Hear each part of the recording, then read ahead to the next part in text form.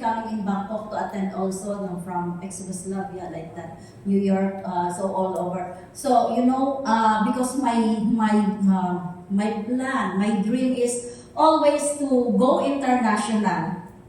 Okay? When I had my tutorial and languages, why I have the tutorial and languages? I want to learn the languages. But I didn't expect that there is such a company, Riway, that can help me grow to that countries, not only to learn the language, but also to learn their culture, to enjoy their food, and to meet these people.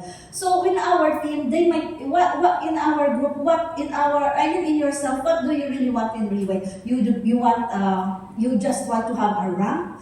How can you do that? Okay, with all Filipinos, of course, we don't disregard that. Or you want to have an international group all over the world because our business is international, tama? Yes. So, pwede kahit maliit ako, yung mga European, pag nagpa-pictures kami, hanggang dito lang ako, di ba? I can imagine that. Kasi my Belgian is a tall lady pala, and my European dog is another tall lady. Di ba? Pag nagpa-picture, come closer, dog, like that. Parang halata na maliit ako. So, you see, if we are Filipino, our height like that, and then all our members or business partners are these people, and they can be a bridge. Do you know that these people, I told them, if you can find Filipina in your country, in your city, then look for this Filipina.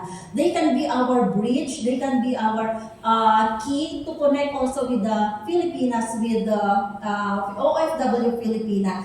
Dr. Isna mentioned that she met this lady. She talked actually to this Filipina lady during the opening of Poland office. And then she said that this lady, Filipina, said that I am doing Riway in Italy.